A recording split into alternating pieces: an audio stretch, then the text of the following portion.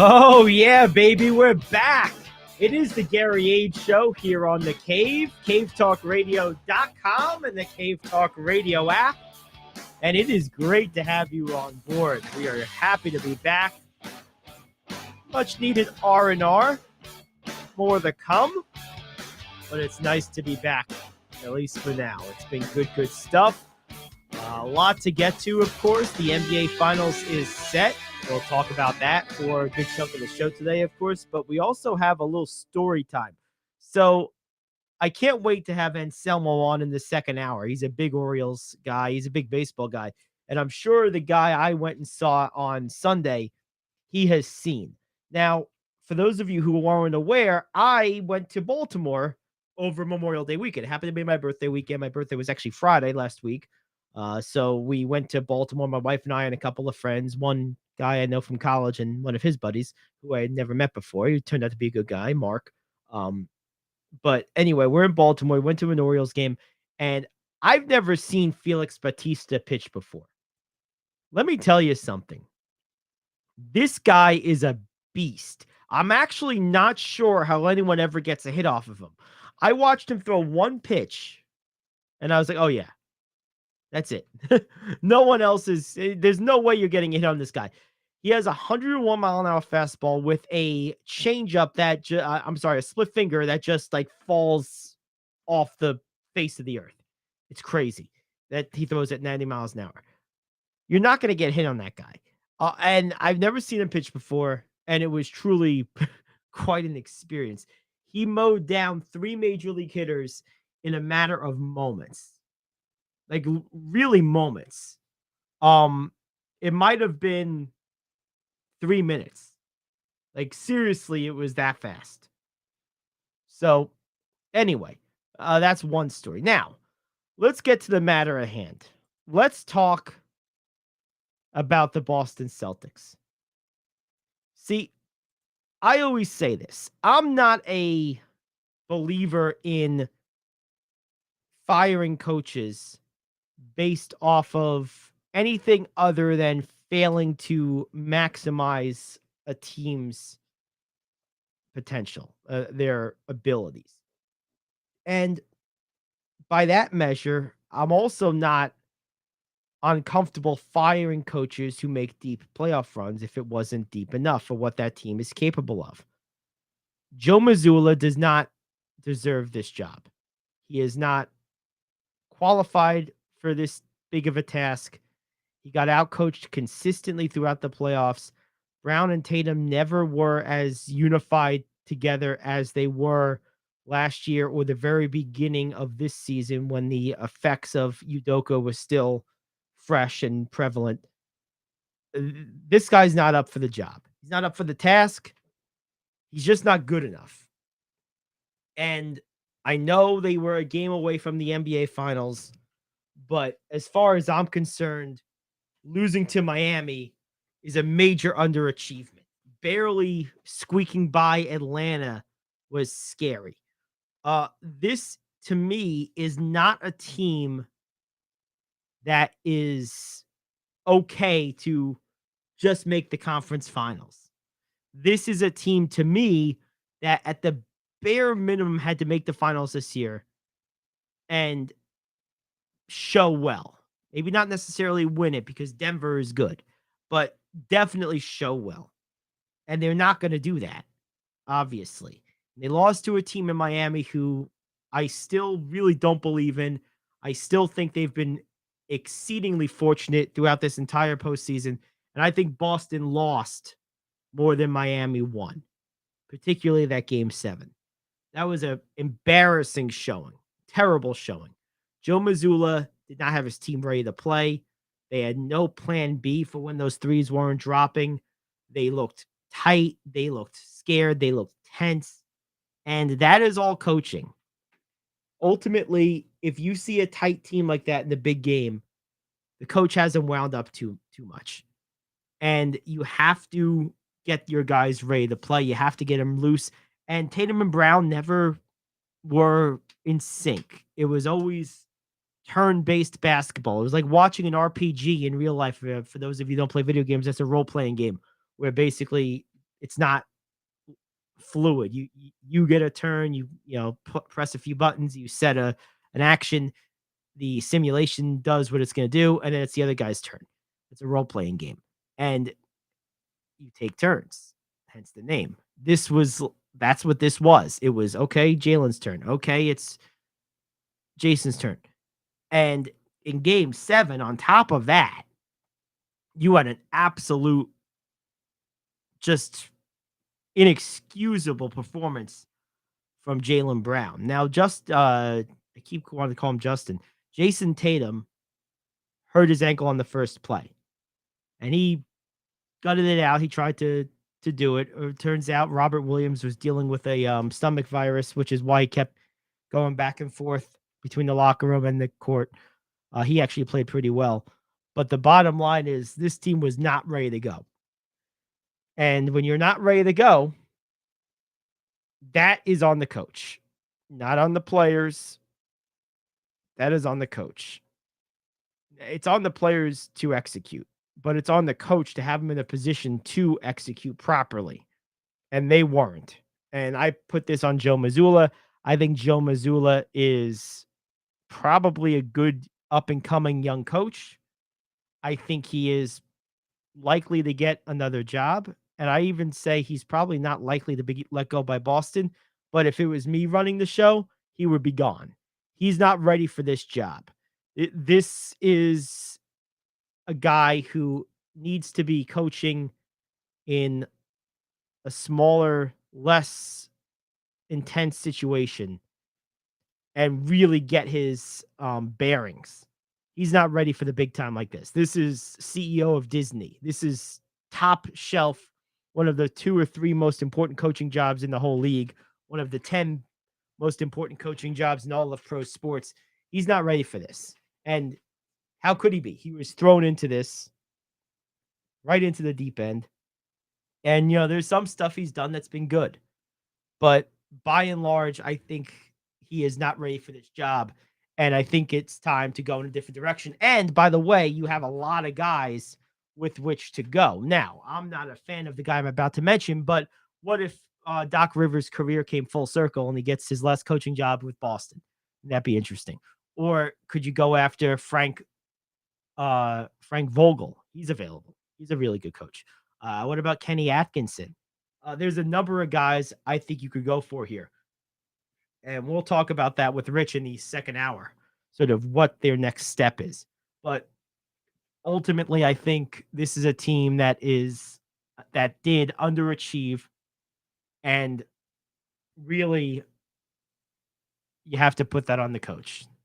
The way this team looked, how unprepared they looked, you have to put this on the coach. I do. The one last thing I'll say about this is if you're Miami, you really have to take advantage here. You're not this good. You've been very fortunate all the way up till now. And at some point, that's going to run out. Jimmy Butler's a great player who at times struggles to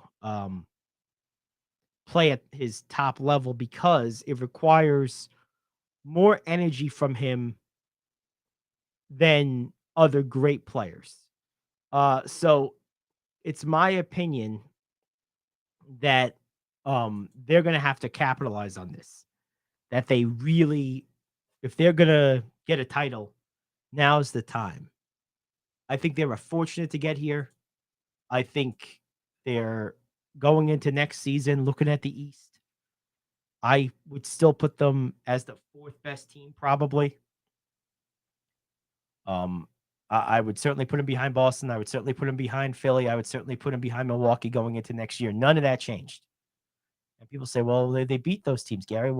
Well, here's the thing. They got hot at the right time.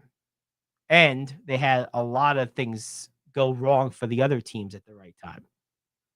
I am a believer in the proof is in the pudding during the regular season. I think the regular season is the better barometer of how good a team actually is than how they happen to have things break for them in the playoffs. The playoffs is more of a crapshoot. It's more of a anything can happen. In the regular season, over the course of 82 games and 5 months or whatever, there's the cream rises to the top. I believe the best teams are the teams with the best records. I believe that in every sport, with the possible exception of football, because there's so few games. But I believe that in hockey, I believe that in baseball, I believe that in basketball. And I always will. Winning in the playoffs to me is a lot of timing, certainly skill, and a lot of luck. Don't get me wrong. You have to be good. You have to be a certain threshold of good to win enough in the playoffs. So I'm not saying that they're terrible. But what I am saying is it's more impressive over a longer period of time to win 60-something games in the regular season than to win, 16 in the playoffs. It just is. All right, let's take a break. We'll come back. We got a lot more to get to. We're just getting rolling. It's the Gary Ayd Show here on The Cave.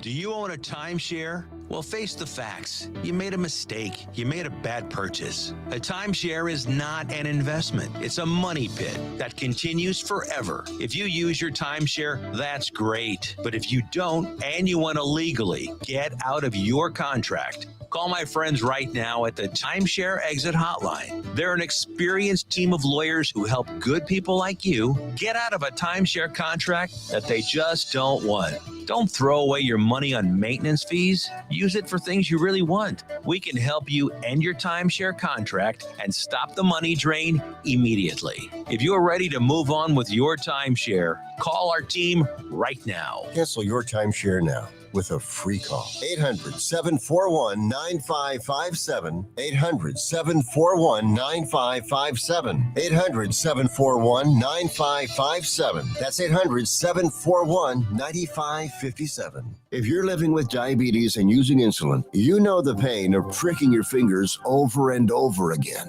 Ouch! Well, by wearing a small remote device called a continuous glucose monitor, or CGM, you can reduce the pain of pricking your fingers.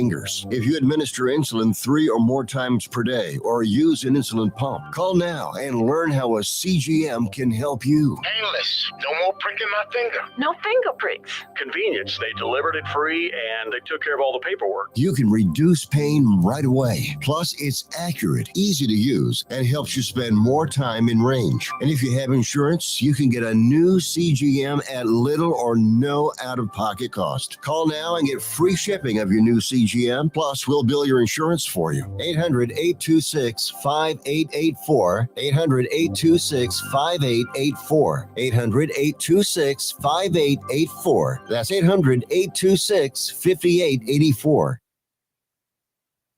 Coffee Lovers Middletown is now officially home to the home run of our favorite beverage, Days Coffee. Days' patented blend contains approximately 85% less caffeine than other coffees, which makes it better for you, yet unlike decaf coffee, still gives you that great pickup and tastes amazing. Formulated by a retired cancer pathologist, Dr. Grant Lee, Days Coffee is fermented with a patented enzyme that until now required a complex and thus expensive sourcing and production process. With Dr. Lee's formulation, this enzyme's great health benefits can now be brought to your cup quicker, easier, and cheaper than ever before. Here's how you get a hold of this game-changing cup of joe. Go over to radioonlydeals.com and get a $4 gift certificate to Days Coffee for just $2. That's radioonlydeals.com to buy your single-use digital gift certificate for Days Coffee. Radioonlydeals.com. That's radioonlydeals.com. Enjoy the preferred coffee of the Gary Ayd Show. Enjoy Days Coffee. All righty. So we got about 5 minutes here. Then we'll have Seth Kamens join us from Back Sports Page. And after that, we'll do our question of the day. That's once on tap for most of the rest of the hour. Good stuff. You know, I have one thing that I think is interesting. I'm going to say right now. If you are a fan of the Celtics, the Bucks, or the Sixers, we spent a lot of time about the Knicks, and Knicks fans are a lost cause. How are you feeling if you're one of any of those three teams? I know how I would feel with each three. I'll break it down to you. Milwaukee, totally devastated. Bad time for a Giannis injury. Bad time for the Heat to make a lot of shots they don't normally make. I feel terrible. I'm mad, too, that they fired Budenholzer. Just mad all around. If I'm Boston, I feel like I fell asleep at the wheel and put myself behind the 8 ball and couldn't quite claw my way out, and I really crapped the bed in Game 7. And I feel that I don't have a great coach. If I'm Philly, I probably feel okay, because as much as I just said negative about Boston, they still were a really good, incredibly talented team. And I think if you would ask the average person in a playoff series who would win, Boston or Philly, I think most would have said Boston. So I think Philly losing to Boston, I mean, I might have had Philly at one point, but the bottom line is those two were capable of beating each other. So by my own metric of did you maximize what I expected of you, by that metric, of the three, Philly, Boston, and Milwaukee, Philly came the closest, and I think probably did about maximize their abilities. So if I'm a Philly fan, I feel okay. If I'm a Milwaukee fan, I feel devastated. And if I'm a Boston fan, I feel frustrated. To sum it all up. That's really the way I would see that. Look, Knicks fans are crazy. They just don't accept reality. They want to fire Thibodeau. They want to trade Randall. They want to do this. They want to do that. And ultimately, you're not going to win that way. Now, they did have a major shakeup in their front office. Scott Perry, general manager, is gone. So we'll have to see where they go from here. That's something we'll talk about with Rich in the second hour, maybe with Seth in a couple of minutes. But ultimately, if you're a fan of the Knicks, you really should be happy with how the season went. But most aren't. All right, let's take a break. We'll come back. We'll speak to Seth. That's next, the Gary Ayd Show here on The Cave.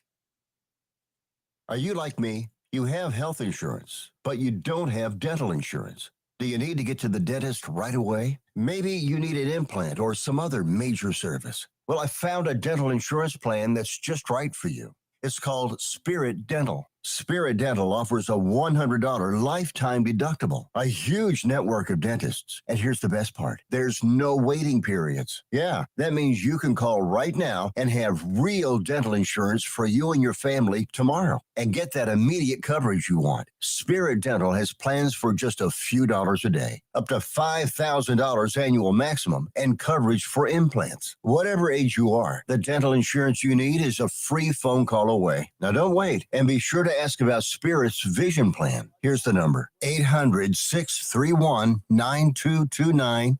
800-631-9229. That's 800-631-9229. Hey friend, life happens and you need money. What do? You call the special toll-free number we're about to give you. We will send you a link to your phone with details on how you can loan up to $5,000. Couldn't you use $5,000 to pay for your rent, pay grocery bills, get your car repaired, or whatever you need? It's up to you. We don't care. We're just here to lend you the money. And we'll lend people money with good, bad, or no credit at all. Of course, some terms and conditions apply, and you'll see those on the link we're going to send you. So if you need up to $5,000 maybe as soon as the next business day, call this number right now. We will text you a free link with details. Paid for by Money Mutual. Call 800-586-7112. 800-586-7112. 800-586-7112. That's 800-586-7112. All righty, welcome back to the Gary Ayd Show here on the Cave, and we are joined now by Seth Kamens of Back Sports Page, and just generally, big Seth and Sean Show, big sports guy, big NBA guy. You know, we know the drill by now. He's coming off a rough day, playing hurt today. We appreciate it. What's up, man? No worries, buddy. You know, when you were looking with 8 teams and you saw the Lakers and you saw Golden State and the Celtics and the Sixers, somehow I don't think Adam Silver was dreaming of Miami, Denver. You don't think so? As the final. No.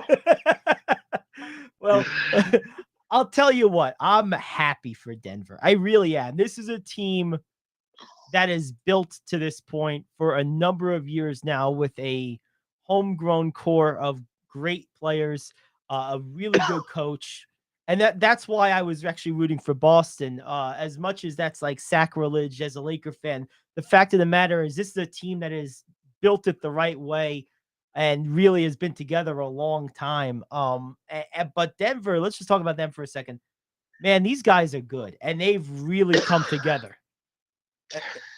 They are legit. I mean, look, when LeBron James says it's the best team they've played in 5 years, the 4 years he's been in with LA. In LA. Yep. Yeah. It says a lot. Yep. And the idea, you know, you look at that team, you have your superstar in Jokic. Mm-hmm. You have your Robin-esque sidekick in Jamal Murray, who hopefully, unlike another sidekick, will not be calling Jokic a horrible player and a horrible teammate anytime soon. I know where you go with that. Yeah, no kidding. Then you have such nice supplemental players, guys who can score 20 or take over a game. You know, they can't take over a series. Like Kendall Caldwell-Pope is not winning the Finals MVP. Yep. But we saw him take over games for periods of time. Yep. Porter Jr. is another one, probably even more so. Yeah, exactly. So, but Porter is like that number 3 guy. Porter and Aaron Gordon are like the third tier. And then you have like the Bruce Brown, the Jeff Green, the Pope, where, you know, this is it's not a particularly deep team, but you're not really playing a particularly deep team. It's deep enough. I mean, they go 8 deep probably, which is all you need in the playoffs. You don't need more than that. If your guys are healthy. You know, the one thing that I think is going to be interesting in this series that I'm going to be paying attention to from a matchup standpoint, both of these teams have some questions up front, more so, of course, Miami, but I'm talking more the backups for both guys. We know Jokic is great. We know what Bam does. That's an obvious advantage for Denver, but the question is, if either of those guys gets in foul trouble or what have you, which backup front court is going to outplay the other? I think that's going to be a component to this series. I really do. Well, I mean, you look at Miami, and Adebayo has been inconsistent at best. Mm-hmm. You know, he is a higher end center, but he is not a top center. And he is aggressive and does, but he's a solid defensive player, but his game isn't suited to defend Jokic, although I'm not really sure whose game really is, to be perfectly honest. Well, I don't think there was anyone as such thing. Yeah. Look, I can't go into this series overwhelmingly concerned about sorry, I'm losing my train of thought. About the depth, the front court depth. Right. I mean, I don't see, I mean, you just brought it up.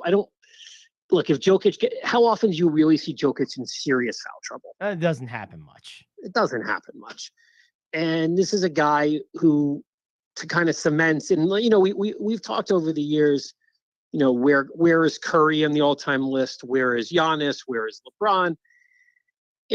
This is a guy who has won 2 straight MVPs, came in second this year, debatably could have won it, and has led a team to a conference final, has now led a team to a final.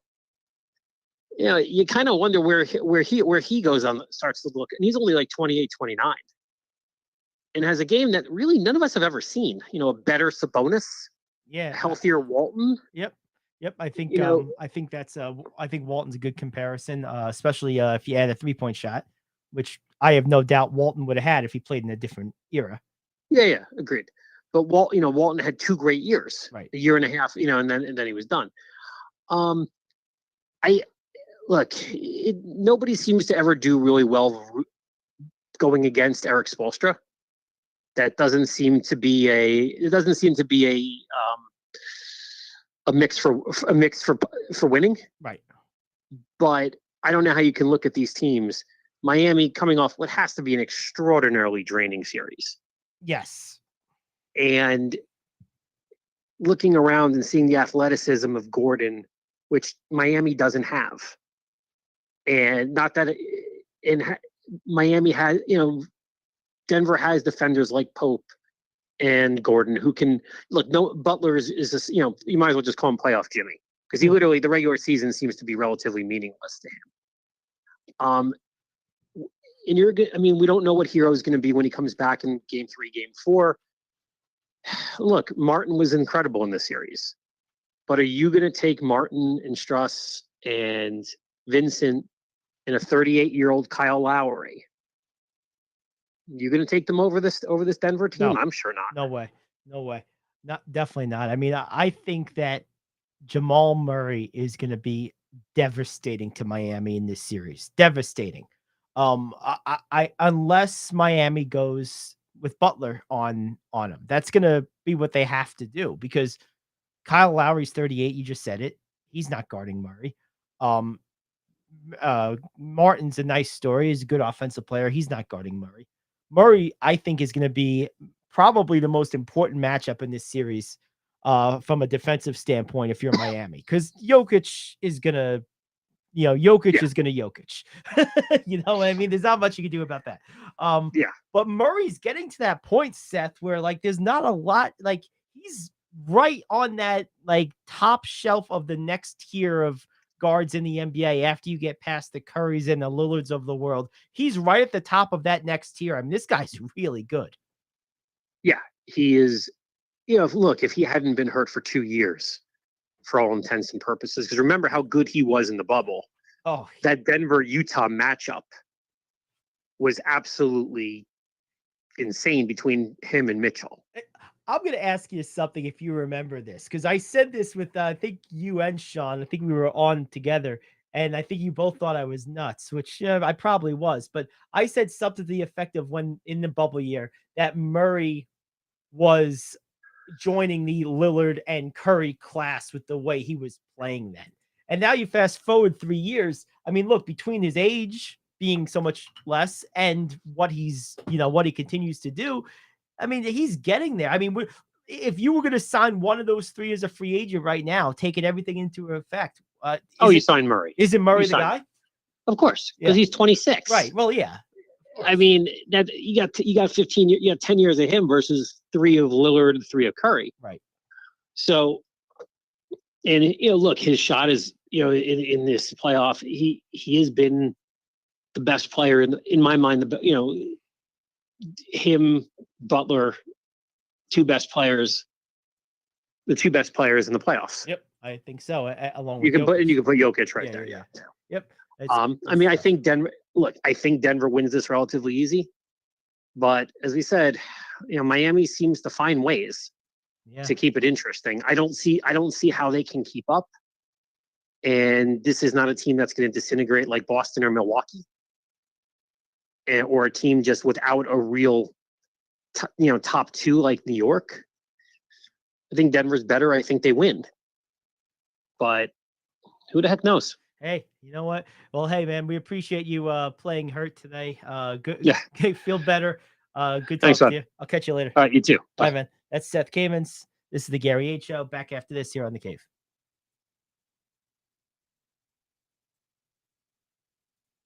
Do you want to save money on your next flight? Then pick up the phone and call. That's right, call. Because the best prices are not online. They're with SmartFares. See, SmartFares has special deals with the airlines. When they have unsold seats, they use SmartFares to fill them. So you get airline tickets at crazy low prices. They have access to great prices and discounts at over 500 different airlines. Plus 300,000 hotels and rental car companies. Their prices are too low to publish online. With the extra money you'll save, you can book another trip or treat yourself to dinner or shopping. So stop searching all of those travel sites to find the lowest price on your next flight. Let one of our SmartFares expert travel agents find the best price for you. Call SmartFares today and get ready to see the world with a fat wallet. 800-370-2460. 800-370-2460. 800-370-2460. That's 800-370-2460. Come on, you watch the news. Be prepared to pay more taxes. Then if you owe back taxes or haven't filed in a few years, get ready. The IRS, the largest collection agency in the world, will be coming after you with the power to collect taxes by any means they want to. Hey, they can freeze your bank account, your passport, even padlock your business. Oh, good times. Look, if the IRS claims you owe them $5,000 or more in back taxes and they're coming after you, don't panic. Call my friends at Get a Tax Lawyer first. Their job is to negotiate with the IRS and save you money. They're experts at it. That's all they do, and you can trust them. In some cases, they have reduced a $50,000 tax bill to less than $1,000. If you owe the IRS $5,000 or more in back taxes, call now for a free consultation. Call 800-649-8617. 800-649-8617. 800-649-8617. That's 800-649-8617. All righty, it's the Gary Ayd Show, and it's time now for the question of the day, brought to you by Days Coffee. Coffee lovers, Middletown is now officially home to the home run of our favorite beverage, Days Coffee. Days' patented blend contains approximately 85% less caffeine than other coffees, which makes it better for you, yet unlike decaf coffee, still gives you that great pickup and tastes amazing.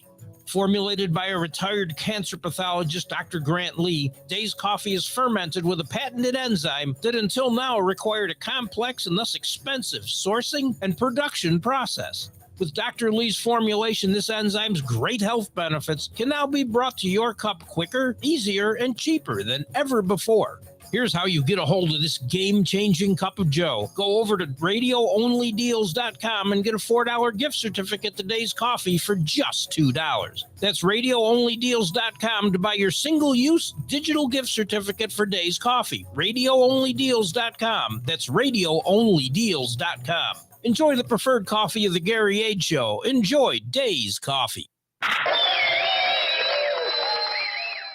The NFL is going to test drive an enhanced touchback rule. Back in 1 minute with your sports question of the day. I've got a unique vacation idea for you that's right here in the United States. If you're ready for a vacation that's fun and downright affordable, listen up. It's driving distance for many of you, so no planes, no airline delays, no hassles. It's Branson, Missouri, the entertainment capital of the Midwest. Live music for everyone. Branson has 3 beautiful, enormous lakes, water attractions, live shows, great food, and tons of entertainment. It's a perfect vacation for you and your family, or if you're retired and you want to have a great time. And you can stay in Branson for as low as $99 a night. Please understand, this is not a timeshare offer. It's a real vacation for as little as $99 a night. We've got a free vacation guide we want to send you right now. All you have to do is call for complete details. Get your free Branson, Missouri guide right now by calling this number. 800-284-0523. 800-284-0523. 800-284-0523. That's 800-284-0523. NFL owners have approved a 1-year trial of an enhanced touchback rule that will give the receiving team the ball at its own 25 with a fair catch of a kickoff anywhere behind that line. The league reports that incentivizing the fair catch will reduce the return rate for kickoffs in 2023 to 31%, down from 38% in 2022. The NFL predicts the rule will lead to a 15% reduction in the rate of concussions. Question: do you think the kickoff is or is not becoming irrelevant? Well, before we get to that, let's go ahead and answer this question Dylan put up during the break. Do we start putting Nikola Jokic on Tim Duncan's level if he gets some rings? I don't. It's hard because the thing about Duncan was what made him so great is he was absolutely dominant and in a fit in to whatever you're doing, whatever your roster is type of way on both sides of the ball. Duncan could, and that's why he seemed to be so quiet because he just fit. He's the only mega superstar I've ever seen other than, different from LeBron. See, LeBron, you could fit any type of team around him. With Duncan, you can fit around any type of team, if that makes sense. If you understand the difference there. They're the only two like that I've seen, and they're sort of inverse of each other in that respect. Whereas you could put any type of pieces around LeBron and he can maximize them. With Duncan, you can put him around any type of pieces and he would fit with them. So a very different type of superstar. And he was so dominant on defense in a quiet way. He was so dominant in his younger years, especially offensively, in a quiet way because he just kind of blended in with the team. He's what I imagine Bill Russell was back in his day with a little bit more offensive output. I would say Duncan is probably the closest thing most people alive today have personally watched to what Bill Russell was in his time. I really believe strongly that Tim Duncan is one of the very best bigs of all time in a very different way. It's tough to put someone there. But now that all said, Jokic's offensive game is superlative. It truly is. He's definitely a better offensive player than Duncan was. There's no doubt about that. Just between his shooting and his incredible passing. Now, Duncan was an excellent passer and was a pretty good mid-range shooter. But Jokic takes those things to different levels because he's got the three-point shot. He shoots off the dribble, he plays triple threat, and he truly is the point guard of that team. So, but he's nowhere near Duncan's equal defensively, and he's not going to be. So I think it's tough, but it's a very good question. Now to the question at hand with the NFL, with this enhanced kickoff rule with taking a fair catch to the 25, no matter where you catch it beyond that line. Look, if we're going to continue to just try to minimize kickoffs, let's just call it a day and let's just get rid of them. Like, let's just be done with it. And Rich and I talked about this a while ago. Rich got wind of this story pretty early on. Let's just get rid of it. Honestly, like, why bother? I mean, what's the point of having it anymore? If you're gonna, I mean, all these kickers can kick it out of the end zone from where you kick off from. Why bother? Let's just get rid of it at this point. Honestly, I'd rather it not be there than be a diminished, irrelevant version of itself, which is actually the question. Has it become irrelevant? Yes, it's becoming irrelevant. The league legislated it into irrelevancy on purpose. Let's just call it what it is. Let's just call it what it is. Let's just get it out of here. Let's just stop. Yeah, let's just stop. All right. Let's take a break. We'll come back. Rich and Selmo around the corner. It's gonna be interesting. It's gonna be interesting. All right, let's take a break. We'll come back. It's the Gary Ayd Show here on The Cave. Are you like me? You have health insurance, but you don't have dental insurance. Do you need to get to the dentist right away? Maybe you need an implant or some other major service. Well, I found a dental insurance plan that's just right for you. It's called Spirit Dental. Spirit Dental offers a $100 lifetime deductible, a huge network of dentists. And here's the best part. There's no waiting periods. Yeah, that means you can call right now and have real dental insurance for you and your family tomorrow and get that immediate coverage you want. Spirit Dental has plans for just a few dollars a day, up to $5,000 annual maximum, and coverage for implants. Whatever age you are, the dental insurance you need is a free phone call away. Now don't wait, and be sure to ask about Spirit's vision plan. Here's the number: 800-631-9229. 800-631-9229. That's 800-631-9229.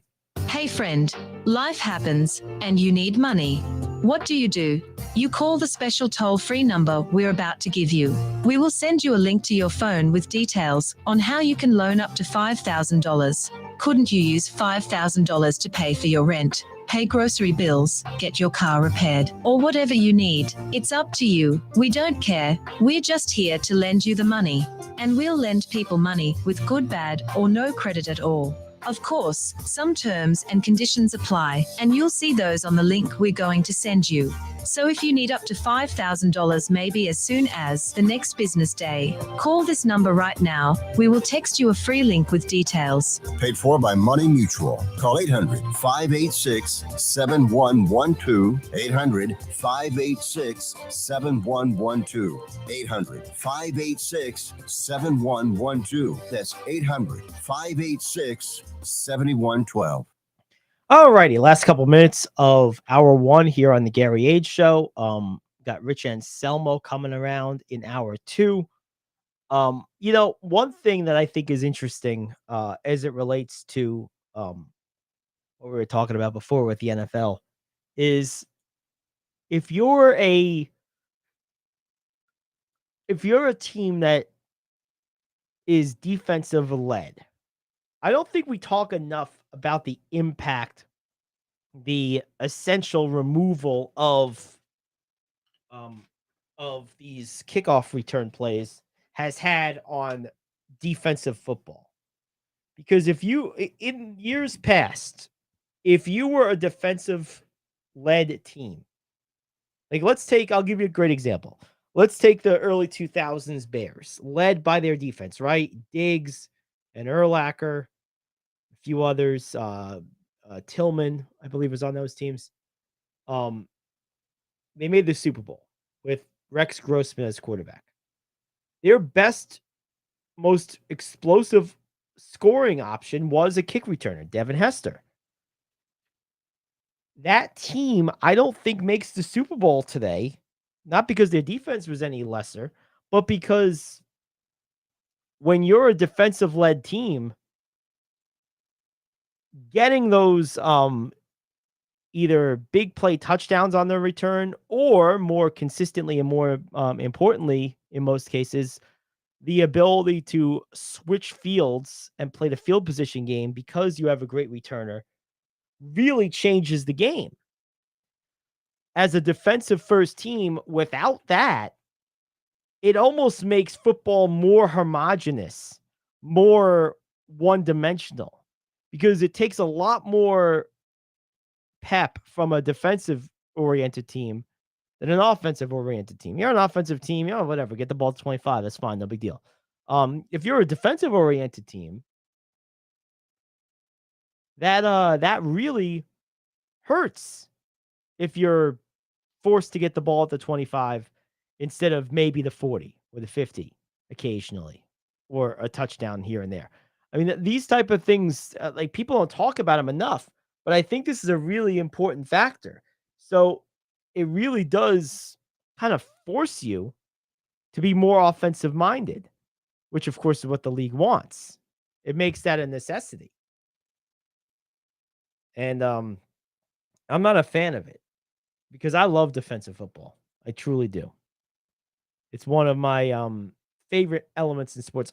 I'll say this. I think defensive football along with just a dominant showing from a starting pitcher, are the two most aesthetically pleasing defensive outputs in all of sports. Defensive basketball really is not all that exciting. I mean, if you're being real about it, everyone says they like it. No one really does. Because what is defensive basketball? It's getting over a screen. It's communicating. It's saying, hey, screen left, switch, stay, hedge. If you're the back man, if you're the front guy, it's executing that switch. It's getting over, it's hedging, it's switching. Okay, every once in a while you get a block or a steal, a highlight play. But for the most part, even those plays happen sort of as a result of not exciting movements. Defensive basketball is not exciting. It's like, if we're real about it, it's really not. Old school defensive football was invigorating. It was enthralling. I mean, those big blow up hits that they used to do with Tom Jackson and Boomer all the time. I mean, there was a time, if you're under 30, you probably don't remember this, but there was a time when if you had the SportsCenter top 10 or NFL primetime top 10, at least half of those were defensive plays, were mostly big hits. And interceptions are exciting, fumble recoveries. Defensive football is fun. It's really exciting. Taking it out of the game really is removing, it's not increasing excitement. It is removing excitement because you see plenty of the offensive excitement anyway. It's not like it wasn't there before. And now you're just forcing just one style of excitement versus two styles. So anyway, that's my take. I love defensive football. And this kickoff rule that we heard from the question is, in my opinion, taking a lot of it out of the game as a secondary ripple effect versus, in addition to the obvious linear effect of this rule by making kickoffs less and less prevalent. All right, let's take a break. We'll come back. Hour 2 around the corner. Rich Anselmo joins us then. It's the Gary Ayd Show here on The Cave.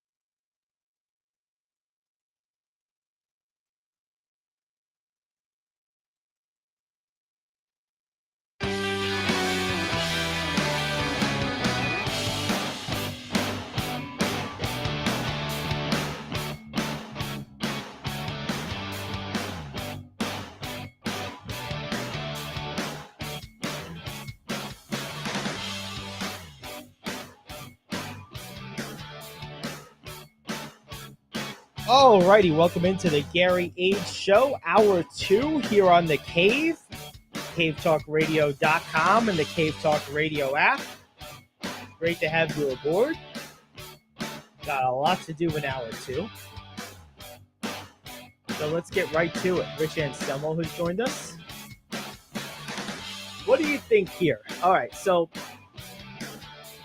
let's go back to Game 6, the Eastern Conference. So the Celtics have this incredible, really surreal finish. And I got to tell you something. The guy that finished that game was their best player in Game 7, too. That's Derek White. This guy has earned himself some money and some big kudos. So that said, then you go into Game 7. And this was probably the worst played Game 7 I've watched in an NBA series in a long time. Neither team was good. Miami was okay at stretches, but they weren't very good. Bam couldn't buy a bucket. Jimmy had long stretches where he wasn't good. But the Celtics made sure that they weren't going to be outdone in crappy play. Oh, they made sure of that. What a disaster. Jaylen Brown basically was a double agent. He was basically playing for Miami. They started, I think, 0 of 12 from 3. They had a million turnovers. Their only good player for most of this game was Derek White. And Robert Williams, who found out later, he kept going back and forth to the locker rooms because he had a stomach virus. He was playing through that. He played effectively in limited minutes. But Tatum with the ankle turn couldn't get it done. And Brown, if there was a guy that at a time when a guy needed to step up, it was that game and Jaylen Brown. And he was terrible. You can't emphasize enough how bad he was, Rich. I think you're muted. I think you're right. He was terrible. I don't use the ankle thing for Tatum. You could say the same thing about Gabe Vincent. Everybody's hurt at that time of year. So they played terribly. They were 9 for 42 from 3. And the coach, who I think I earlier told you should not be fired,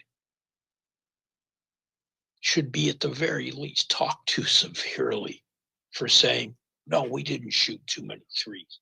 Yes, you did. Yes, you did. No, you didn't make too many threes. That was what you meant to say, Coach. If you don't realize that, maybe you shouldn't be there. Yeah, well, I went on today with my rant and advocated removing him because that team wasn't ready to play. And to your point, they didn't have a plan B when their threes weren't falling. And it sounds like from that press conference you're referencing, they don't plan on having a plan B in the future. That was okay with them. There's nothing okay about what we watched in Game 7 with their shooting. Nothing okay about it at all. There wasn't at all. And the team that played basketball deserved to win, and they did. Yeah, it was just a sloppy, ugly game for large stretches. And you know what was amazing was I kept saying to myself the whole game, because I watched most of the game, like, when's Boston going to bury itself with how bad it's playing? I mean, Miami let them hang around for a long, long time, for pretty much the whole game. That game was closer through 3 quarters than it should have been. Oh, a lot closer. I mean, after the first 8 minutes, Miami should have had them buried by 15 with the way Boston was shooting. Yes.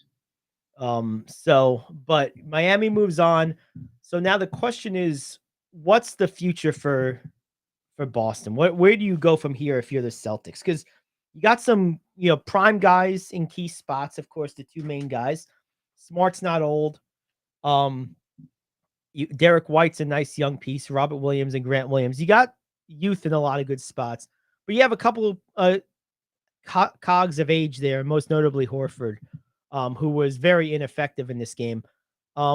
What's your plan moving forward for your Boston? Because you're quickly becoming the 80s Bucks here. Like this is quickly becoming one of the best, most sustained rosters to never win a title.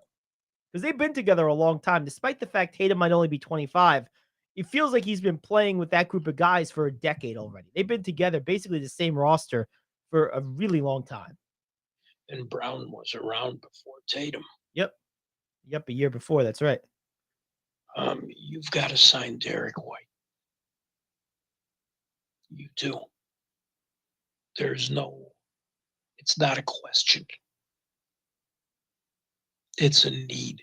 If you have to sacrifice a veteran or two to do it, then you do it.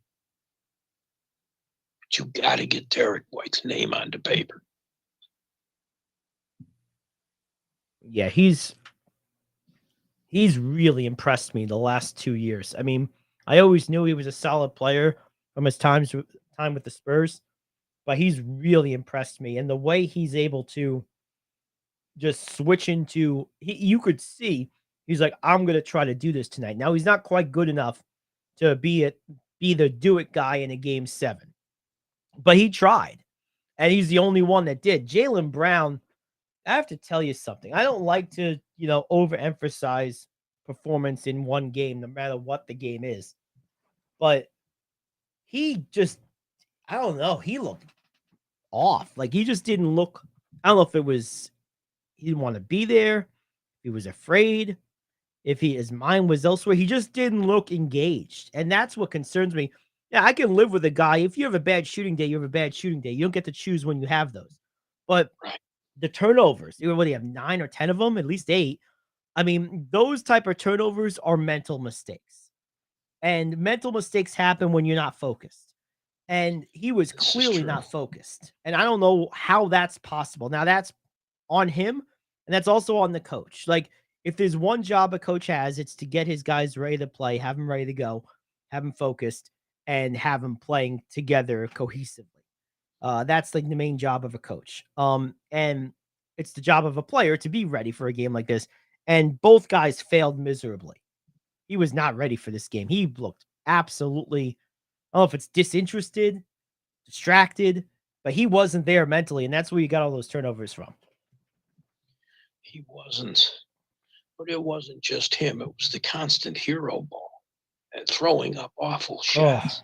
How many you could count on one hand how many times you saw them run a set and threw more than one pass.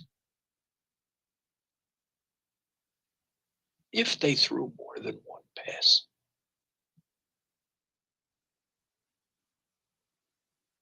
It was awful. It wasn't basketball. And I'll tell you what, if you're Miami, it was probably confusing because you probably didn't know what to do with your defense because, like, you didn't know what they were doing. They were just kind of going through the motions. They weren't playing basketball, like you said. No, they were just chucking up shots, playing hero ball. It was really horrible. That doesn't work. I was going through 3 teams in the Eastern Conference. And kind of, if I'm putting myself in the shoes of one of their fans and how I would feel with how the season went. It was Milwaukee, Boston, and Philly. And of those 3 teams, I think if it was me as a fan of any of those 3, I would feel the best about Philly. And the reason for that is where their season ended and how it ended and who it ended to is about right. And they about maxed their ability. Boston has to be looking at itself. If I'm a Celtics, I'm a Celtics fan. I am frustrated. I am mad. I am annoyed because there's no reason. Miami's very good, but there's no reason you were ever supposed to be down 3-0 at any point in any playoff series with this roster. Shouldn't happen.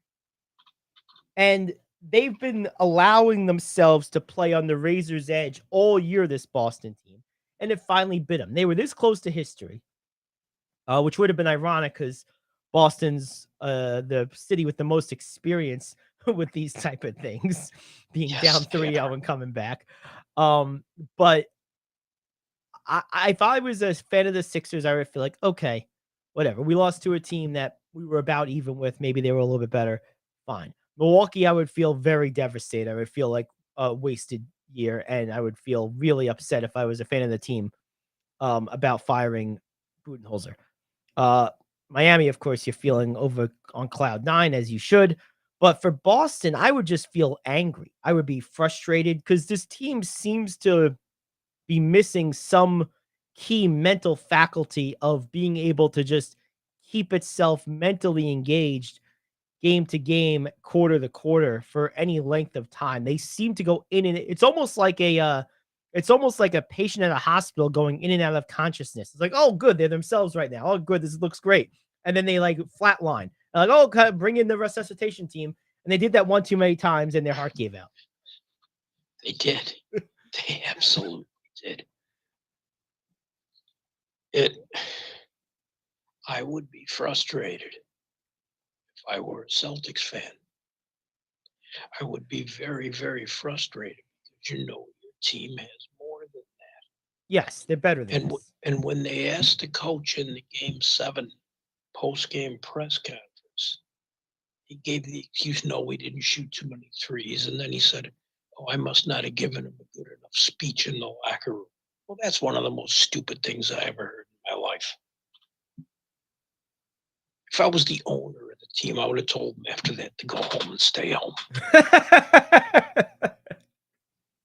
You got no right to be flippant in a press conference when you blew your chance against a team you are better than.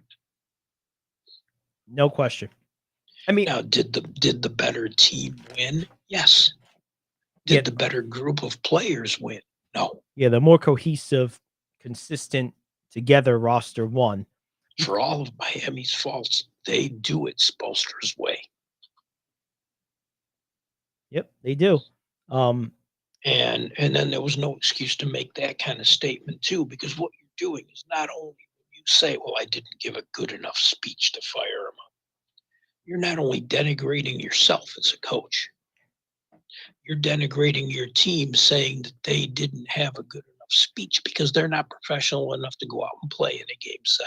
These guys, this guy, Mazzulla, is a guy with a lot of coaching ability that's not quite ready for prime time yet. He needed another year in the minors. Right now. He needs to learn under a proven coach. Or you know what? I could see him being a head coach in a place of lower expectation and media scrutiny and learning what he needs to learn that way too. You put him the G League. Or you put him with a team like Detroit, or you put him in Washington, or you put him in Orlando, or a team that's like somewhere in the middle. You put him with a team like Indiana. For example. I wouldn't put him with any NBA team. You got billions invested in this. You get the best person available. Where? In what situation is he in? There's better out there. Mm-hmm. So since we talked, I mean, the Sixers got rid of a doc and brought in a nurse. How long you been sitting on that one for? 4 days.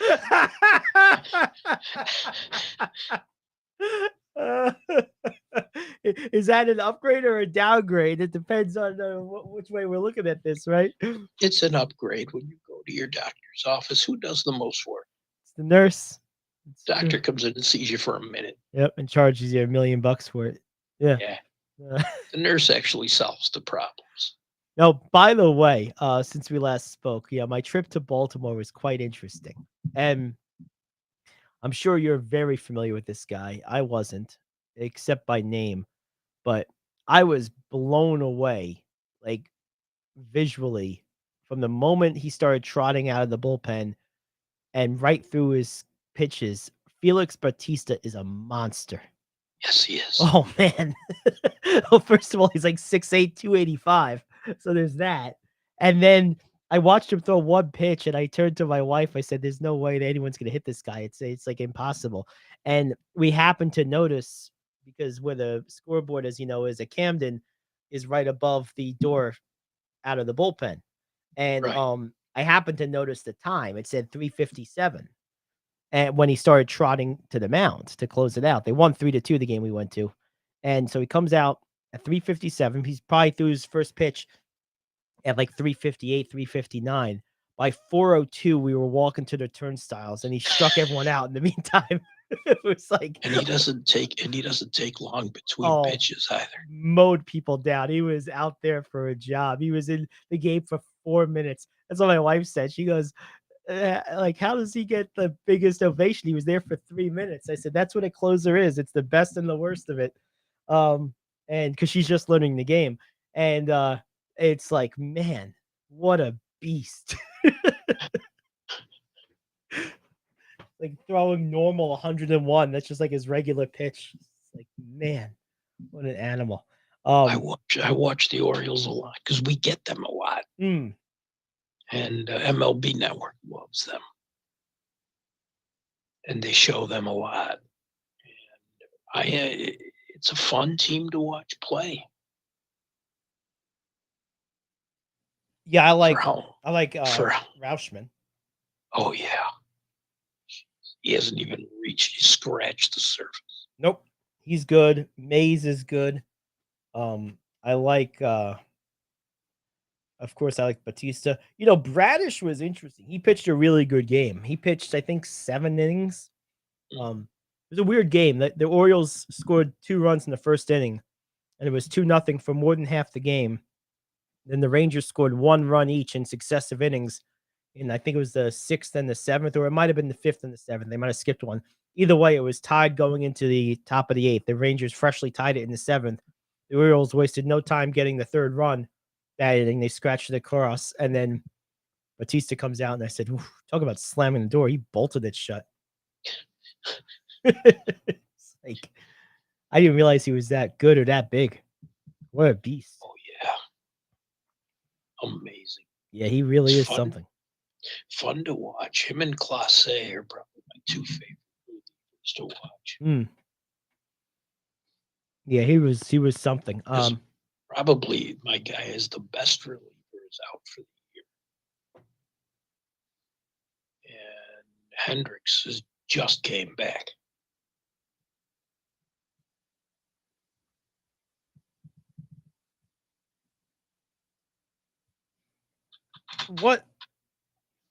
What do you think the Orioles? Well, let's put it this way: they played Texas. Which team do you think is more for real, Texas or Baltimore? I think they're both for real. I like the talent on the Orioles team. Texas they're leading the league in every offensive category. They just score runs. Yep. Corey Seager's been a big upgrade for that team. Yeah, he has. And their pitching staff is good. I don't remember the guy's name off the top of my head because, of course, I don't. DeGrom. There's a pitcher who's got like a 2.46 ERA. It's 4th in the league. And that staff is good offensively up and down the lineup. They're hitting. Will it sustain? I don't know. But there's some talent. Yeah, I mean, the way I look at Baltimore is with a closer like that, if your lineup can be consistent and your starters can give you a little bit of, length, you can really do some damage because one of the keys to the Yankees' great success of the 90s and 2000s, of course, was the fact that you basically knew if you were the other team, you had 8 innings to get the job done. Yeah. Because when Rivera comes that in, was you're it. done. That was it. And I'm not going to sit here and compare Batista to the greatest closer of all time in the middle of his 2nd season and first year as a closer. But what I saw at Camden on Sunday, I got to tell you, I don't really see how he's going to have too many bad outings the way he throws. I mean, I don't know how you're going to hit that guy on a consistent basis. I mean, and I looked up his numbers. He's got this is different now. I haven't looked in a few days, but when I looked at his numbers Sunday night or Sunday night, he had 53 strikeouts in 26 innings. Yeah. I mean, it's like he's striking out 2 out of every 3 batters he faces. No, he's not a flash in the pan. He's been doing it all year. Yeah, I mean, and it doesn't look like a flash. I mean, some guys look like you look at them and you think, everything's just going right now. Like he's executing whatever, but you don't feel like convinced. I was convinced after one pitch. I said, "Oh, you're not touching this dude." He reminded me, you know who he reminded me of? And he's obviously looks like he's going to do a much better sustained job here, we hope. But he reminded me of when Jabba Chamberlain first broke onto the scene. Like you just couldn't touch him as a reliever, and the Yankees made sure to screw that up. And no one was happier about it than me. Oh yeah. It's a guy that doesn't need to be a starter. Nope. Should have just left him alone. He could have pitched him for a few years as the 8th inning man and then taken over for Rivera. Instead, they decided to be all creative and outthink themselves. And they crushed him. Yep, they did. That's exactly what happened. All right, let's take a break. We'll come back. We got a lot more to get to. We're going to break down the finals. I also want to talk about the front office shakeup in the NBA. Myers out with Golden State and Perry out with the Knicks. We'll talk about those things and what that might mean going forward. That's up. But next up is the finals. We'll break it down. The Gary Ayd Show here on The Cave.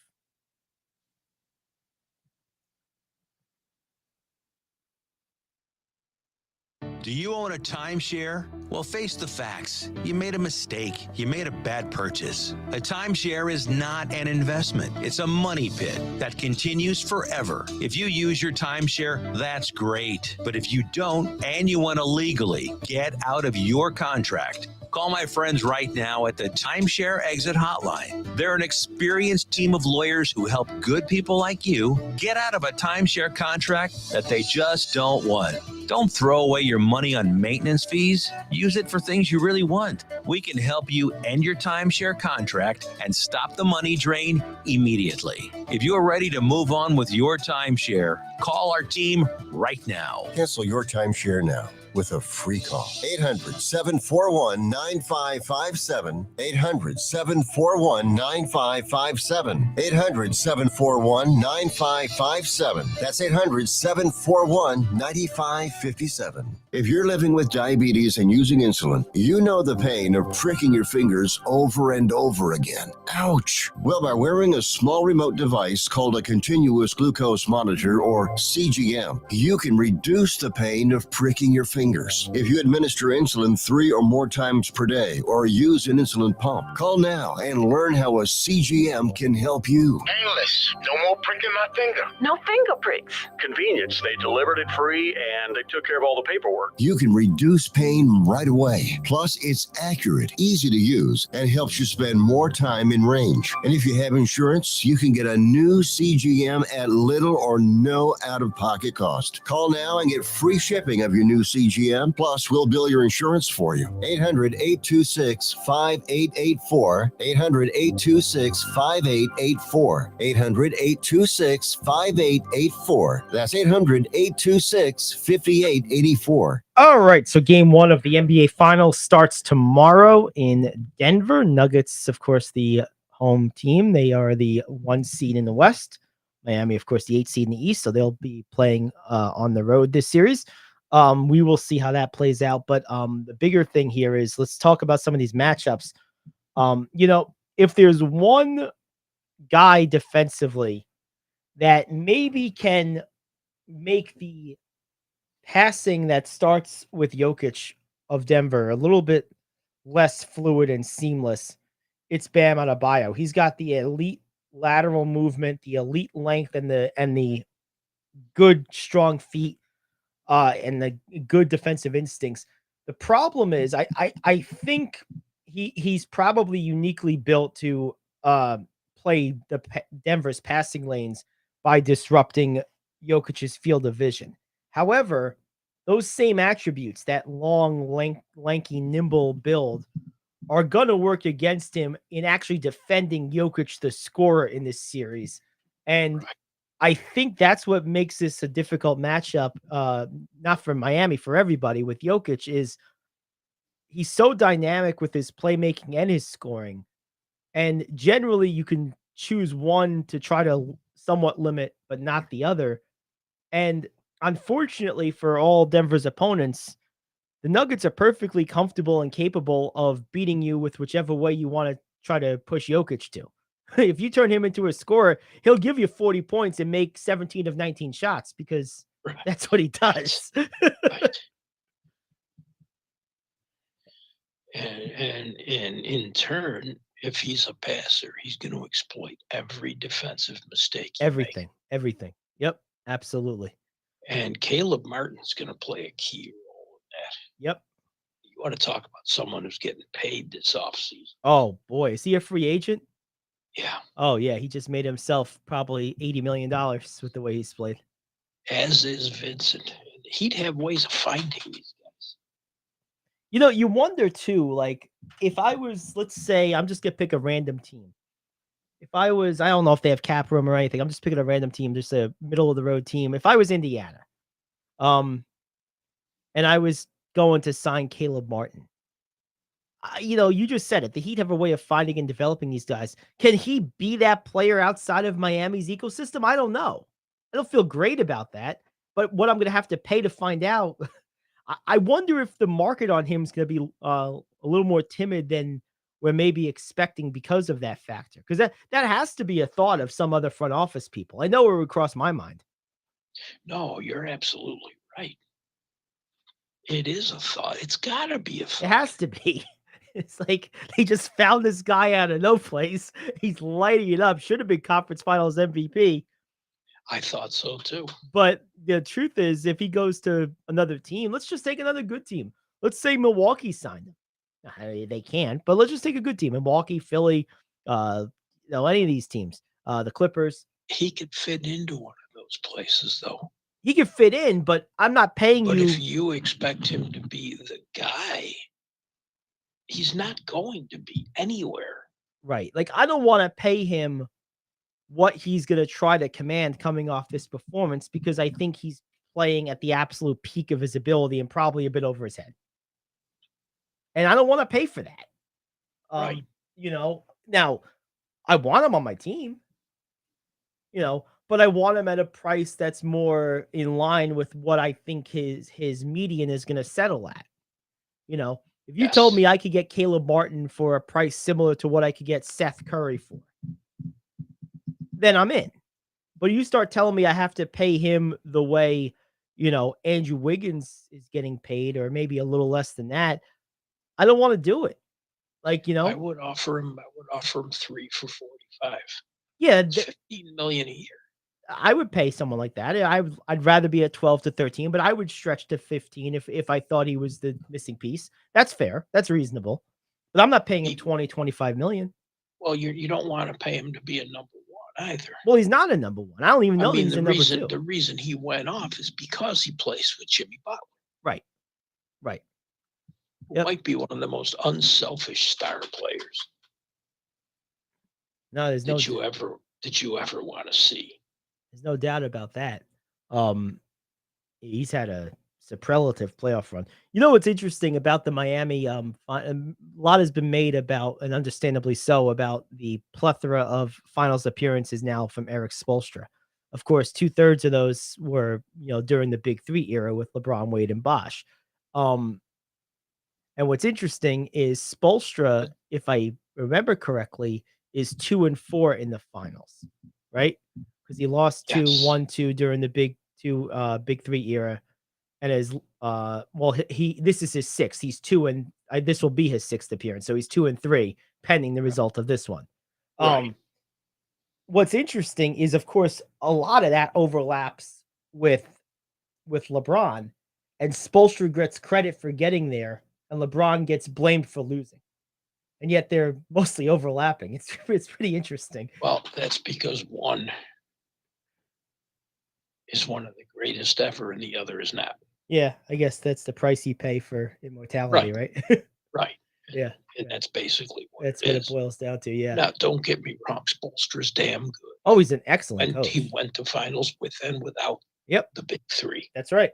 This is the second finals without them. And in years he hasn't, he's been competitive. Mm-hmm.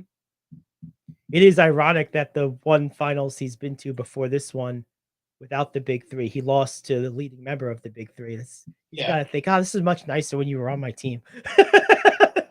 Well, they also had Davis at his peak too. Yeah, obviously. Not the Davis we saw this Right. year. It wasn't just, I was just thinking to myself, I never even considered that all those years ago. It's like, oh wait, they were, that was his old player. But so getting back to the matchup at hand here, the other thing that I think is going to be a real, I think it's going to be a real key in this series. Who do the Heat decide to go with against Jamal Murray? Because their regular ones, whether it's Martin or Vincent or Lowry, I don't think are the way to go here. I would try to put one of those guys, whichever one's in the game, I would try to put one of those guys on Caldwell Pope and hope for the best. I mean, Martin's got to either play Caldwell Pope or Gordon or one of those guys. Exactly. I think you have to put Jimmy on Murray. You do. I think you have to. And that's gonna be that's gonna wear him out because what's the Denver base play? High pick and roll. There's Jokic's 280-pound body coming and setting screens on Butler the whole game. I mean, that's their number one play. They run that play 2 out of every 3 possessions. That's like their base offense. It is, and he's going to feel that. But believe me, Miami does a lot of switching as well. Yeah, so they're going to have to employ that. I think Murray, almost more so than Jokic, is going to determine the outcome of this series. Because if Murray gets loose, because Jokic, I'm taking kind of more for granted. If Murray gets loose consistently, the Heat are going to be in a lot of trouble because Denver's going to put up a lot of points. And Miami's not a team that's going to win some 120 to 117 type of games. It's not the game they want to play. No, and it's not the game they're as effective at. Right. Yeah. So for Miami to win this series, I think the key is going to be, do we keep Murray to a 25-point a game scorer shooting in the low to mid 40s? Or does Murray become a 27 to 30 point a game scorer shooting in the high 40s or low 50s? I think there's your difference between winning and losing if you're Miami. Oh, it gives yourself the best chance. The problem with Denver, and the reason I'm picking them, is Miami could do what I just said, and Jokic, they could force him to be a scorer, and Jokic could get you 45 every game anyway, and they could still win. Like Denver could beat Miami if Miami does exactly what they're going for. I don't know that Miami can beat Denver if they don't do exactly what they're going for. Miami could beat Denver if they play their game, but Denver could beat Miami even with that. I don't think Miami can beat Denver if Miami doesn't play their style of game. True. Basically, Denver has more I agree completely. Is what I'm saying. But who does Miami put on Duncan Robinson? Where do they put him? I guess. I mean, or who does Denver put on him? I mean, if I was Denver, I would probably go with Pope on him because I want to save Gordon for Butler. I want to rotate Gordon and Porter. And either way, you're pulling one of those guys away from the basket. Right. If you put Pope on him, you're just inviting him to take threes over him. It's a 6-inch height. Well, Pope is what, 6'3"? 6'4". 6'4". Yeah, I mean, I guess you could go Porter on him because they're about the same height, Porter and Robinson. Yeah, no matter which one you use, Gordon or Porter, you're pulling them away from the basket. Right. Well, I'm not using Gordon on Robinson. I want Gordon to be my main guy on Butler. But then you're taking their best shot blocker out of the paint more often than not. Yeah, that's true. But that's where Denver has a problem. That's their weakest link, and it has been all year. I've talked about that a number of times. Mm-hmm. You may want to put Murray on him. I think that you talk about a size difference, though. That's and the strength difference on Butler. Yeah, there's only about 1.5 inches difference between the two. Yeah, but Butler's so much stronger, and Butler loves those post-up opportunities. I personally would go with Gordon or Porter, and I would. See, I would rather have Murray and have Gordon be able to come over and weak side help and get a shot or two, block a couple of shots rather than pull him 25 feet out and let him try to stay with Butler that way. Plus, I think Murray would take to the challenge. Yeah, that I agree with you. He'll definitely be ready for it. Like Murray is an absolute competitor, and that I agree with. I mean, but you're right. You just hit on, Butler. Where you go with Butler in terms of defensive matchups is going to be, for more than the obvious reason, a key for Denver, because a lot of their best options for guarding him do expose the back end of your defense, because Jokic is not a shot blocker. Right.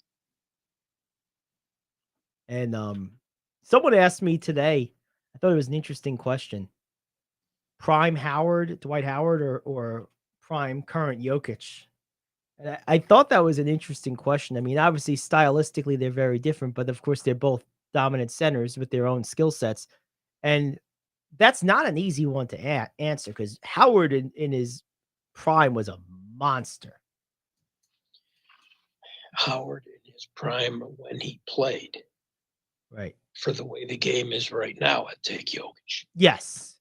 That's the key, is exactly the time period. But yeah, I would probably take Jokic too for a similar reason. But man, that was prime Dwight Howard was something to see. You talk about a physical force. Honestly, you saw Wilt. I didn't see him live, of course. Other than Shaq and LeBron, I would say Dwight Howard is the most physically forceful athlete I've ever watched in my life. If I had watched Wilt, he would have been fourth on that list. But yeah, he's on that list too. Oh, what a monster. See, when I look at Wilt, I think about how many rules do they have to change for this guy? Right. Yeah. Well, which is why he's always. Didn't Wilt say that to Jordan? Something like, they changed rules for you to dominate. They changed rules so I couldn't dominate. Yeah. Something like that. Yeah. And he didn't dislike Jordan. He just told it like it was. Yep. There was a picture of like Wilt in the last decade or so of his life. He's in his 50s, standing with a young Shaq and a young, a prime mid-career Ewing in the middle of the two, doing like a ceremonial tip-off or something before a game. And it was like, wow, Wilt's taller than Shaq, and he's way taller than Ewing. They listed Wilt at 7'1". I don't think Wilt was 7'1". 7'2", maybe? I think he was at least 7'2", maybe 7'2 and a half. Yeah, he was huge. Well, remember all those years, Bill Walton was always listed at 6'11". Right. He didn't want to be listed at 7 feet. Right. Said 7 feet, people will think you're a freak. Yes. Dude, they thought you were a freak anyway. Well, you're kind of sitting there singing Grateful Dead songs and smoking dope in the middle of an NBA game. That worked for him. Did it? He barely played in the NBA games. Well, when he played, he was as good as. That's very true. As good as it got. Oh man. One last thing on this series before we go to break. If you were to watch the way Miami switches their defense, the one thing about it, it's so effective at preventing dribble penetration and keeping things in front of them. But the one thing they haven't faced yet against any team that they've played to this point, they've not played any team with the precision back cutting and passing of this Denver team. And when you switch, you open up that half a second between the switch for that opportunity. And this Denver team will exploit that. Yes, absolutely. They will. And that's going to be, I think, a adjustment we're going to see throughout the series. If you want to predict an adjustment that someone's going to make, the Miami Heat will, I'll say this now, I believe they will do less switching as the series goes on, because I think they'll get caught in those switches with back cuts and bullet passes from Jokic. I think you're going to see them have to adjust their defensive approach a little bit because of that. I agree. Because it doesn't take them much time. They're very fast and very fluid with it. But Denver sees things before they happen, particularly Jokic, and their cutters are just as good at anticipating as Jokic is as anticipating as a passer. It takes two to tango, as they say. You can't pass to someone who's not open. And this team just is so good at it. Murray in particular is great at that backdoor cut. And so's Gordon. Porter's getting better at it. They move so well without the ball. That's going to cause Miami to make an adjustment. And I'm curious but I'm going to be watching that actually in game 1. I'm curious to see if Miami sees that on film and preemptively makes that adjustment to kind of surprise Denver a little bit, or if they come out trying to play their normal game and see how it works first and then adjust to something. True. Because they might go either way with it. Because if I'm seeing it, Spoelstra's seeing it. Yeah, oh, absolutely. Which is why I want to see how Miami adjusts. Yeah, they're going to, and I think the biggest adjustment for Denver is I think they're going to force Miami's going to force Denver to play either Gordon or Porter away from the rim more often than they would like to. I think Butler's too good to just throw one defender on him. Even if you go with Murray as the principal guy, Butler's one of those guys you have to switch up looks for. And Denver doesn't have, other than Porter and Gordon, they don't have another guy who can be that back-end rim protector. And even Porter is not the best at it. He's just the next best guy on their roster. That's an obvious hole in their rotation, is they don't have a rim protector. They need one. And can Miami exploit that consistently? I don't know. Miami is not a team that has a ton of guys that drive to the basket. Butler does. Martin gets to the basket sometimes off of player movement, ball movement, but he's not like a classic penetrator. Adebayo is more comfortable posting or taking mid-range jump shots than driving to the hoop. So Denver might get away with it because it's really not Miami's offensive strength either. No, but you do have not just Butler. Lowry can penetrate as well. Every other day. And if you don't pay attention to him, so convincing. Yep. But that's about it. There we go. All right, let's take a break. We'll come back. We're going to wrap things up. We got a little baseball to talk about. We got a little Knicks news, and we got news you can use. So that's what's on tap the rest of the way. Back after this, the Gary Ayd Show here on The Cave. Are you like me? You have health insurance, but you don't have dental insurance. Do you need to get to the dentist right away? Maybe you need an implant or some other major service. Well, I found a dental insurance plan that's just right for you. It's called Spirit Dental. Spirit Dental offers a $100 lifetime deductible, a huge network of dentists. And here's the best part. There's no waiting periods. Yeah, that means you can call right now and have real dental insurance for you and your family tomorrow and get that immediate coverage you want. Spirit Dental has plans for just a few dollars a day, up to $5,000 annual maximum, and coverage for implants. Whatever age you are, the dental insurance you need is a free phone call away. Now don't wait, and be sure to ask about Spirit's vision plan. Here's the number: 800-631-9229. 800-631-9229. That's 800-631-9229. Hey friend, life happens and you need money. What do? You call the special toll-free number we're about to give you.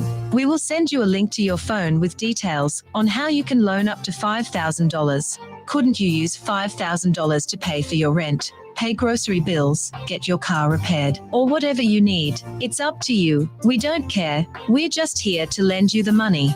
And we'll lend people money with good, bad, or no credit at all. Of course, some terms and conditions apply, and you'll see those on the link we're going to send you. So if you need up to $5,000 maybe as soon as the next business day, call this number right now. We will text you a free link with details. Paid for by Money Mutual. Call 800-586-7112. 800-586-7112. 800-586-7112. That's 800-586-7112. I gotta tell you something. So we were talking about the Knicks with the departure of Scott Perry, the general manager, but that's not the guy Knicks fans want departing. They want Thibs out badly. Oh man, I'm in like one or two big Knicks groups, very active groups, and the consensus is clear. They want this guy out. And I've been very active in this thing. I just made a post during the break. I said, you guys hating on Thibs sounds like someone who just won the lottery after being homeless and then complaining you didn't win more. Give it a rest. Best coach they've had in over a decade, probably in 2 decades. Shut up about it. Like, remember, this is a team that's won 2 playoff series in this millennium. Like, come on, shut up. Like, the team you lost to is in the finals. Like, God, give it a rest. And I thought some of the things Perry did made the Knicks a more attractive destination than they were 3 years ago. Without a doubt. Yeah, he's had some misses, but everyone GM does. does. Everyone does. Right? I'm sure Rose wants his own guy. Yep. You got Wesley in there. Yep. Dolan. I mean, it's a lot of voices in that front office already. I feel like Wesley and Perry and Rose managed to keep Dolan more or less out of the conversation, which is why they've been successful and stable now for a couple of years. You got to find another guy who will do that. Bob Myers, he's available. Not happening. Of course it's not. But that's the first guy anyone's going to talk about, of course. Or Myers was asked and he left. Yeah, he's not going anywhere. He's basically retiring. Let's see. So where do you go? Do you promote from within? Do you just formalize Wesley's role? Does Rose take it on himself? I mean, you could go a couple different directions here. You don't necessarily have to replace him. I have a feeling it's going to come from within. I don't think they're going to go out and make a flashy hire because there's not really a lot of flash out there. Right. How about Gerson Rosas? He was the GM of the Timberwolves. He's been here as a senior advisor with the Knicks. He was a GM for the Mavericks for a short time. If they're not looking splashy, he's in-house. I heard Isaiah Thomas is available.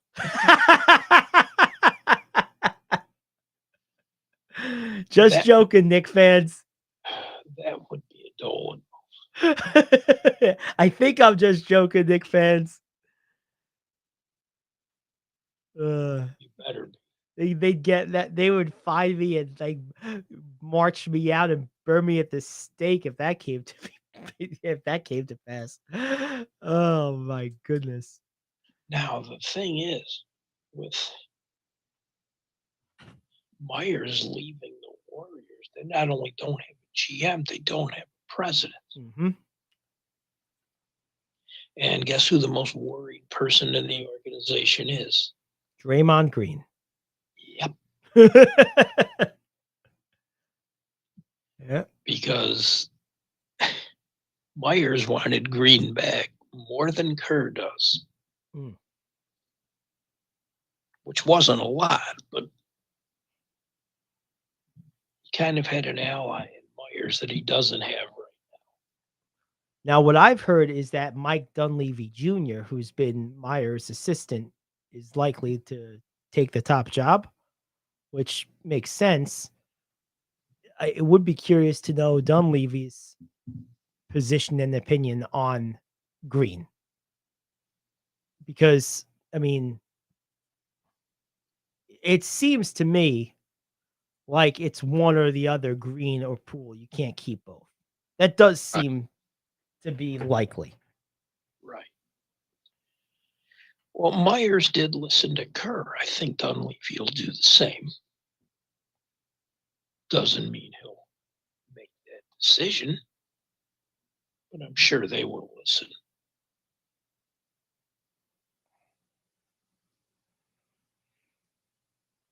I mean, I don't know. It's going to be interesting. The other thing that's going to be interesting is, depending on who that new person is, let's say it is Dunleavy, is he going to want to be the modus operandi for the Warriors has clearly been the hell with the future, the hell with youth. We're going for it now with our older core. We're trying to maximize Steph's timeline, which is fine. But will another executive feel that way? I mean, it's not an easy decision. It sounds easy, but it's not an easy decision to make, a commitment to three guys in their mid-30s of 40 plus million a year for 3 or 4 years, which is what you're effectively doing. That's a swallow hard type of gulp type of moment if you're an executive, because if you're wrong, you are in absolute hell for the duration of those contracts, because no one's going to take them. Particularly Green, because he has unique value to the Warriors that he wouldn't bring anywhere else. I don't know if Green's going to be back, but as long as Curry and Thompson are there, they're going to try to add veteran pieces and go for it, I think. And considering you've probably got 2 more years of Curry at Curry level, yep, we know, it would be crazy not to.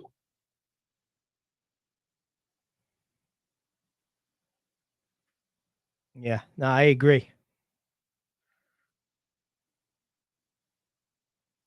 But you bring in another guy, maybe a big, around the same age as Wiggins, and you could try to bridge that gap. Will be interesting. Wiggins is like the one young-ish. He's not like a kid either, but he's like the one young-ish player in their regular rotation, along with Looney. I guess is the two of them. Right. If they move on from Poole, of course, Poole is like the young guy right now, but they're clearly not down with Kuminga. They barely play Kuminga. They barely play Moody. Those guys would probably be better served elsewhere. They already moved on from Weissman. They're looking for vets, looking for smart vets, guys who know how to play a certain way, high IQ guys. They don't want development time right now. They want winning time. That's been their approach. And it should be. Yeah, it makes sense. It's just that, will the new guy have his own ideas? If it's Dunleavy, probably not, which is probably why he'll get the job, because he's not going to upset the apple cart. Now's not the time to come in with new ideas right now. And look who we learned from. So Right, exactly. That's why he's going to get the job, because you're going to try to keep it basically business as usual. But you're going to have to do something with Green or Poole. You can't bring back both of them. I just don't think you can. No, you can't. And it may be Poole. Right. Well, that's the thing. And that's the part where I think a new, where you mentioned before, Green being sort of nervous, because by any normal analysis, just on the 12-year age gap or whatever it is alone, Poole would be the guy that anyone would go with. Just on age alone. It's a special type of loyalty and a special type of looking beyond the obvious that it takes to choose Draymond Green for 4 years or 3 years or whatever it's going to be at some large sum over 22, 23-year-old Jordan Poole at a probably lesser sum or a similar sum.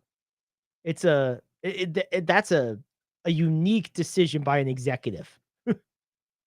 Well, when a lot of your veteran players wouldn't mind if Poole wasn't there. Yeah, that doesn't help his cause. That makes it a little more interesting. Yeah. It's still a big leap of faith to go with a 35-year-old forward that averages 8 points a game versus a 22-year-old guard capable of averaging 20 or more.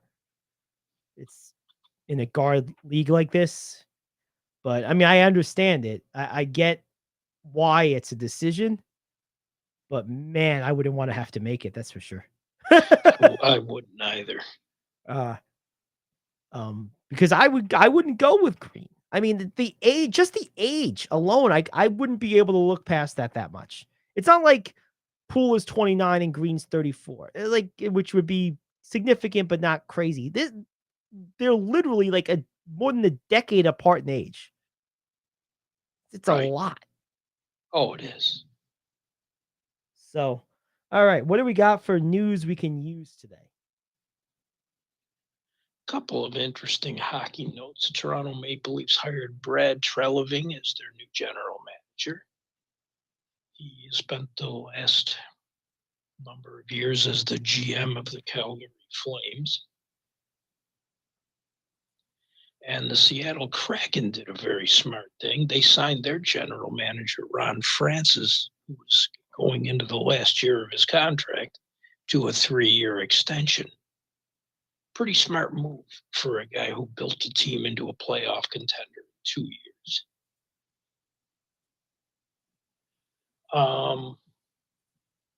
Saints coach wants to bring John Gruden in to help the offense.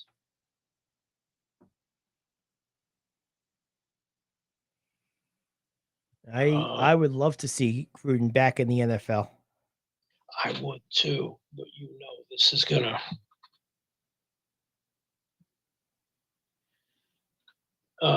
Dennis Allen made a statement saying they've had a lot of coaches come and visit, but he said Gruden's had a lot of experience with Derek Carr, and Carr's had a lot of his success under Gruden. The offense Gruden likes is similar to what the Saints are going to run. I think it makes a lot of sense, but there's going to be a lot of people that say no. What's your take? I mean, the Saints are going to need any help they can get as far as their offense is concerned. It's not Sean Payton. It's not Drew Brees. It's a different level, much lower level of talent than they've been accustomed to over the last 15 years or so. And Gruden didn't deserve to lose the job he had with the Raiders. I mean, he didn't do anything all that terrible as far as I'm concerned. So to me, I would be happy to see him back in the game. He's a credit to this sport. He's one of those guys that is over the top passionate about it in every way. And I want guys like that involved in where they're, I want them involved with that type of passion and acumen. I don't want those guys on the sidelines. They're not supposed to be. He's not an old guy. He's still reasonably young. He's in the early 50s. I mean, I want guys like that around and involved in the game. I agree. Do we have time for one more? We do. Contract negotiations between the Giants and Saquon Barkley are nowhere. He does not want anything to do with the franchise tag. That's understandable. He rejected an offer worth up to $14 million. Well, first of all, his people have to understand the Giants have $3.8 million in cap space. He's not going to get $14 million. Well, then I wouldn't sign if I was him. They needed to prioritize. I'm putting myself in the shoes of him and his representation.